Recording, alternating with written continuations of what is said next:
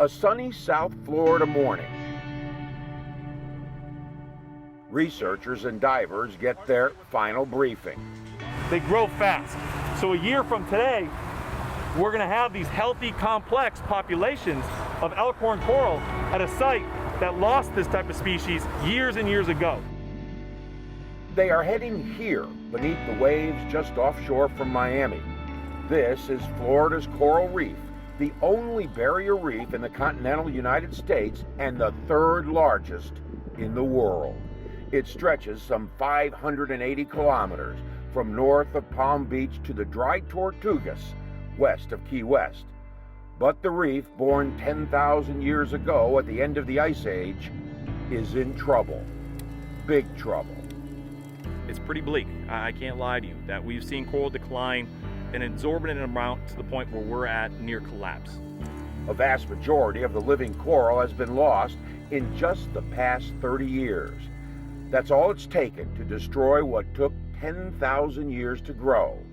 The rocky formations are the skeletal remains of once living organisms. So what happened? The warming of the ocean waters from climate change, nutrient pollution from fertilizer runoff and leaking septic tanks, and altered acidity levels. Florida's coral reef experiences pretty significant stressors. It's the third largest barrier reef in the world, but it's the closest to really high density populations.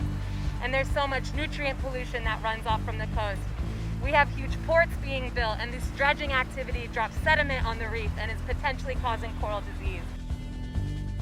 One disease called stony coral tissue loss is right now ravaging the entire reef tract. Scientists don't know what's causing it. That's impacted almost the whole coral population along the reef of most coral species. It started in the northern part of the reef, and it has just worked its way all the way down the reef right now. So we've lost about 90% of the corals along Florida's coral reef. This is a dire situation, and we have to turn it around. Turning it around is a monumental challenge. On this day, the researchers and divers are planting young, living coral grown in nurseries. Well, first you're gonna have a few of these elkhorn corals with you, right? Let's say 3, 4, 5. You're gonna show us which one you want to fix next, so we can see the size of it, and then that'll let us know how much cement to pipe head out. The dive teams, using a special cement formula, will attach the new corals to dead coral heads. We have our elkhorn coral fragments here. You can see they're quite beautiful, where they're these branching corals with a brown-orange hue, and are really important reef builders. The work site is an area called 100 Yards of Hope, the size of an American football field. 100 yards because it is an environmental project supported in part by the National Football League. This is all about protecting the coral, protecting the oceans, and preserving its way of life. RJ, you going in on the end? R.J. Casey is a retired combat rescue officer and a member of Force Blue. The organization redeploys former special operations veterans and military divers like Casey. You could say he and other Force Blue members have re-enlisted to take on a new mission. On my first trip, I wasn't sure what to expect because I had never done anything scientific. But I got close to like-minded guys from all the different services, and you know, you get close to your tribe, you're given a mission, and you go and execute. And as soon as I saw what was going on, I was hooked. Steve Gonzalez is a retired Navy SEAL. As a SEAL, you train for everything from shooting to free fall to diving to explosives. So now I go from the deconstruction, the explosion side, to the reconstruction of taking care of something. Madeline Kaufman and R.J. Casey made up one of the dive teams. It was awesome. Great visibility, awesome conditions despite what they were predicting. And RJ and I made an amazing duo. I was putting down cement and RJ was putting down elkhorn coral. We put down 30 and Dalton and Jay put down 25. We're 55. She'd scrub everything. I'd show the coral. She'd lay the cement. I'd plant it.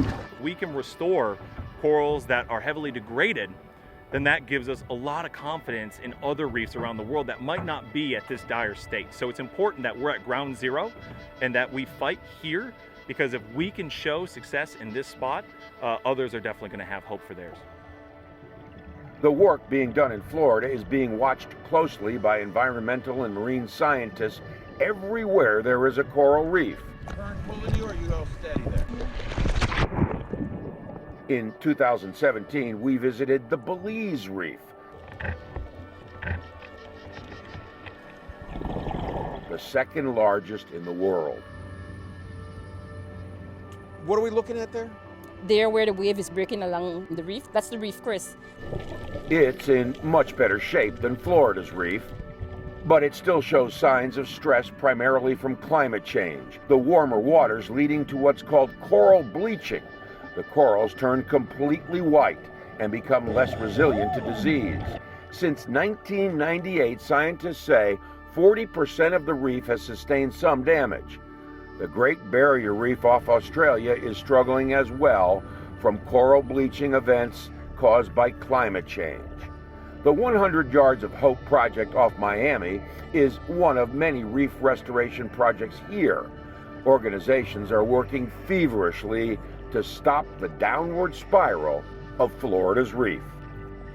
When we see coral decline, it's not like we can see these recover in a year or two. Sometimes it takes 10, 20, 50 years for these colonies to come back. And so we simply don't have that kind of time. We'll lose our coral reefs before then if we don't continue work just like this. So why should we care so much about the world's coral reefs? Many of us scientists say, don't fully appreciate why we need them. If we lose the reefs, they're basically the rainforests of the ocean. If we lose the reefs, we lose almost all of the ocean's wildlife. The reefs are the breeding grounds for many species of fish. Without the fish, people don't eat. Fishermen lose their livelihoods. It's the collapse of an entire ecosystem. The reefs also protect our coastlines from battering hurricane waves.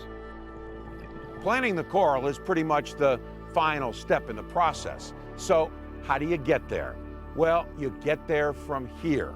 The corals planted off Miami came from this research facility here on Florida's West Coast.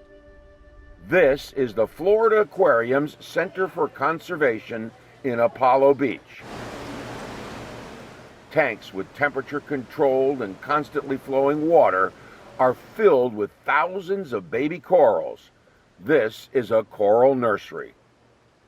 This is a faster growing coral. This is a staghorn coral. And this is 2.5 years old, but it grows quickly.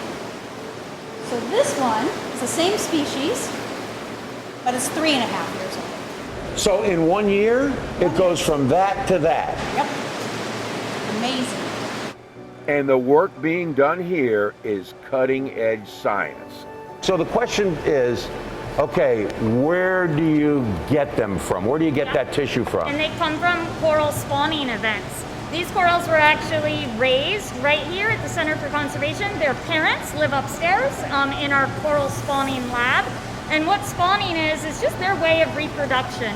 So they actually release their eggs and their sperm out into the water column where they fertilize and they grow into a tiny little coral larvae. Breeding corals in a laboratory was unthinkable just 5 years ago. We've come so far in the last 3 to 5 years that we're not stopping now. You know, we can breed these species. We can start to look at making them heat tolerant. We can do all these things that we didn't think were possible even 5 years ago. So getting them to, I guess the word would be sexually reproduce, you've got that down now. We like to think so. We certainly have thousands of babies. So I think, you know, I'm super superstitious, and Jenny will probably be like, no, don't say it. But I think we have it down now. So these are like all your kids, huh?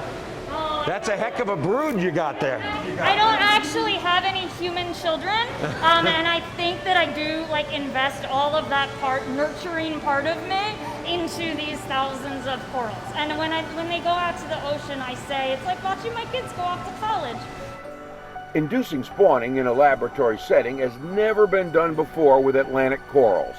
And these babies could hold the key to saving the reef and others around the world. In particular, breeding heat-resistant corals could be salvation for the world's reefs as climate change intensifies. If you don't have these babies, you can't do the testing on resiliency. You can't say, do these babies do better in warmer water? Do these babies do better in more acidic water? Do these babies do better with a disease margin? If you don't have babies, there's nothing to test. Would you see that as hopefully the next major breakthrough is the ability to breed corals that are resilient to some of these things? I think that's probably where we're headed. There's a lot of our partners that are working on ideas like that. But before you can do that, you have to have the corals. You have to have the baby corals. And what we've seen now is because 90 to 98% of the corals on Florida's coral reef are gone, even those that are remaining are so far apart that when they spawn, their gametes can't get together in the wild. So you can't have the baby. The corals raised here and thousands more at the University of Miami will be, must be, scientists say, the building blocks of a rejuvenated reef teeming with living corals. The coral reefs are in pretty bad shape, this one in particular. The coral reef in Florida is in pretty bad shape. That is not a stretch. That is not a stretch by any means. But it's also not without hope. There is hope.